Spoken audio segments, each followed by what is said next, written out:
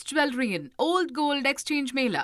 உங்க பழைய தங்கத்துக்கு இப்போ நிறைய மதிப்பு. நீட் வினாத்தாள் கசிவு விவகாரத்தில் தற்காலிக தடையை எதிர்த்து டெலிகிராம் மனு அளித்திருந்தது. இந்த மனுவானது டெல்லி உயர்நீதிமன்றத்தில் விசாரணைக்கு வந்திருந்தது.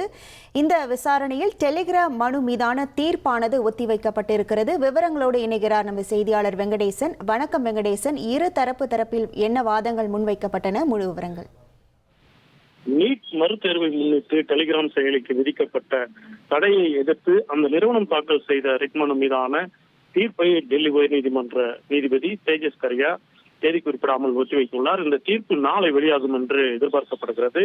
இன்றைய விசாரணையின் போது டெலிகிராம் நிறுவனத்தின் சார்பில் ஆஜரான வழக்கறிஞர் இந்த நீட் வினாத்தாள் கசிவு தொடர்புடைய 900 லிங்குகளை 1 மணி நேரத்துக்குள் அழித்ததாகவும், சில லிங்குகளை அழிக்க பெறப்பட்ட மெயில் தொடர்பாக நடவடிக்கை எடுத்து உடனடியாக அது தொடர்பான விரிவான விளக்கம் அளிக்கப்பட்டது என்றும், இருப்பினும் இந்த செயலியை முடக்க தேவையில்லாத நெருக்கடி காரணத்தையும் வழங்கவில்லை என்றும், குறிப்பிட்ட தகவல்களை அல்லது தரவுகளை முடக்கலாம், ஆனால் டெலிகிராம் செயலியால் இந்த முடக்கப்பட்டுள்ள ஆசிரியர்களை தவிர லட்சக்கணக்கான மாணவர்களும் பாதிக்கப்பட்டுள்ளதாகவும் வணிகர்களும் பாதிக்கப்பட்டுள்ளதாகவும், சுமார் 1.5 கோடி பயனாளர்களை கொண்டுள்ள டெலிகிராம் செயலியை முடக்கியது ஏற்றுக்கொள்ள முடியாது என வாதிடப்பட்டது.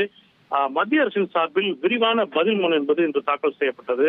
அதில் இந்த டெலிகிராம் செயலி தற்போது சைபர் கிரிமினல் குற்றவாளிகளும் பயங்கரவாதிகளும் பயன்படுத்தும் கூடாரமாக மாறியுள்ளது என்றும், அந்த டெலிகிராம் செயலியை தற்காலிகமாக முடக்கியது சரி என்ற வாதத்தை சொலிசிட்டர் ஜெனரல் துஷார் மேத்தா முன்வைத்தார். இருதரப்பு வாதங்களையும் பதிவு செய்து கொண்ட டெல்லி உயர்நீதிமன்ற நீதிபதி தேஜஸ் கரியா இந்த தீர்ப்பை தேதி குறிப்பிடாமல் ஒத்திவைத்துள்ளார். விவரங்களுக்கு நன்றி வெங்கடேசன். பிரின்ஸ் ஜுவல்லரியின் ஓல்ட் கோல்ட் எக்ஸ்சேஞ்ச் மேளா. உங்க பழைய தங்கத்துக்கு இப்போ நிறைய மதிப்பு.